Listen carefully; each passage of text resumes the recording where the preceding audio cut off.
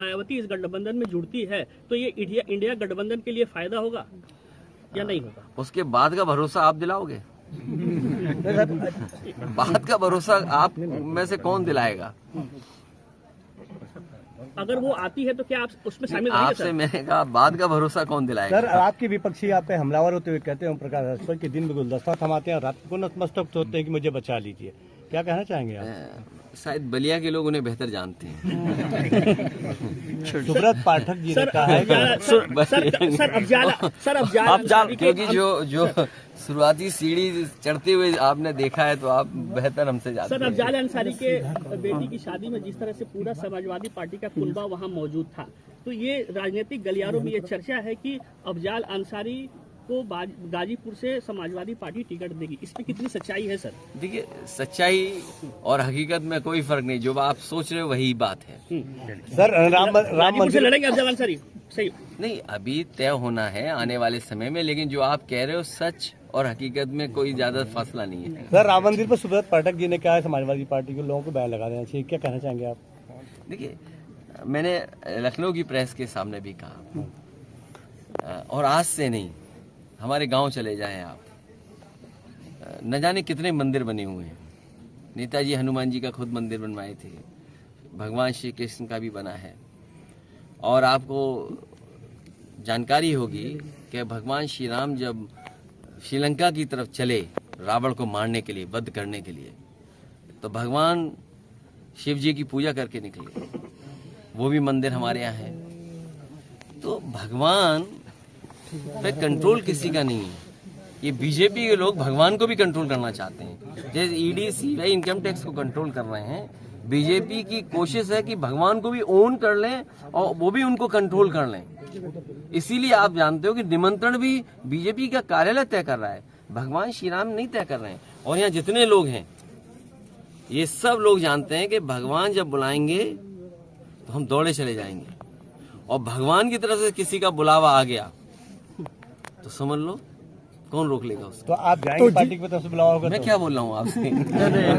Sir, Bihar में नहीं, मैं ये चाहता हूँ, प्रभु से ही प्रार्थना करता हूँ भगवान जी कि आपका बुलावा जल्दी ना आए। भगवान सर, बिहार अगर बुला लें सर, पार्टी बुलाई जाएंगे। सर, बिहार में जिस तरह से नीतीश कुमार की जो चर्चा आ रही है पार्टी जेडीयू टूटने की, और कहीं ना कहीं बीजेपी, ये बातें, देखिए, ये बातें चलती रहती हैं। पार्टी टूटेगी, ये जाएंगे वो जाएंगे।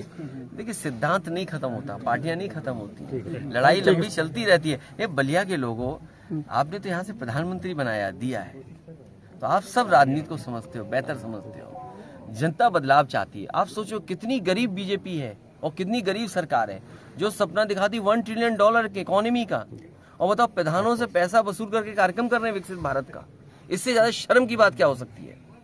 अगर ये बात सच नहीं हो तो बताओ आप। 100% पत्रकार भी जानते हैं लेकिन बोल ही नहीं रहे। जिस तरीके से ठीक है। इस तरीके से सर पश्चिम बंगाल में ईडी और सीबीआई पे हमले हुआ, इस पे केंद्रीय मंत्री धर्मेंद्र प्रधान का कहना है कि विपक्ष जो है डरी हुई है, जेल जाने की डर की वजह से ईडी और सीबीआई पे हमला कर रही है। ये बताइए, आप खुद सोचिए।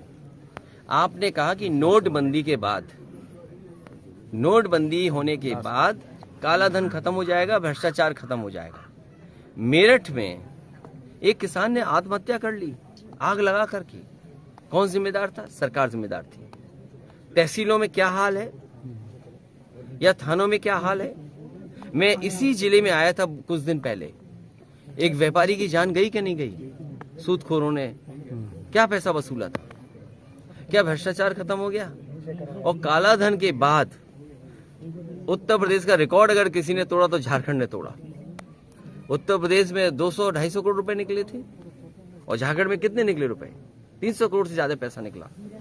तो ये बीजेपी के लोग आरोप दूसरी पार्टी पे लगा रहे थे, लेकिन नोटबंदी के बाद क्या उनकी पॉलिसी का फेलियर नहीं था? ये आपने क्या नोटबंदी की, क्या फेलियर नहीं था आपका? फेलियर आपका है, आप छिपाना चाहते हो। तो ये जो ईडी सीबीआई इनकम टैक्स जो एजेंसीज हैं, इनका गलत इस्तेमाल नहीं होना चाहिए। और हम तो कहना चाहते हैं, लोकतंत्र में पॉलिटिकल पार्टीज को दबाने के लिए उनकी आवाज दबा दें, उनकी नीचा दिखा दें, उन्हें बदनाम कर दें, अपमानित कर दें, तो ये ईडी सीबीआई इनकम टैक्स है। आप नहीं जानते ब्लैक भूमि का चुनाव कैसे होता है? एसओ लड़ाते हैं, सीओ लड़ाते हैं। आपको नहीं पता? बीडीसी नहीं वोट दे रहा, सीओ साहब को भेज दो।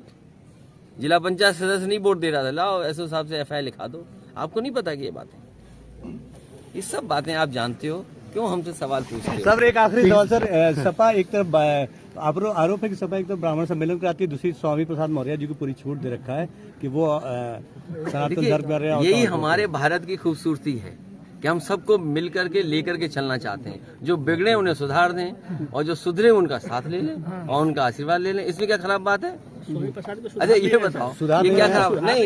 नहीं, सुधारने के साथ साथ हम उन लोगों को भी संदेश दे रहे हैं जो सीता माँ को टेस्ट ट्यूब बेबी बोल रहे थे।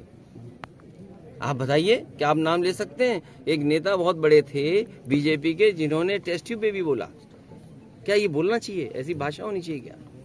तो इसलिए हमारा काम है लोगों को सामाजिक न्याय के रास्ते पे लाना, जाति जनगणना कराना। हमें उम्मीद है कि जाति जनगणना के रास्ते पर सब लोग काम करेंगे। उनमें फिर अंतर क्या रहेगा सर? आप भी स्वामी प्रसाद मौर्य भी इस तरह से बयान दे रहे, उनमें भी कार्रवाई नहीं होगी। आप समझ ही नहीं पा रहे हो, इतने सीनियर पत्रकार होने के बाद भी नहीं समझ पा रहे हो, तो मैं क्या कर सकता हूं? सर गठबंधन में दरार है, क्या कहना चाहेंगे? गठबंधन में सर दरार है, क्या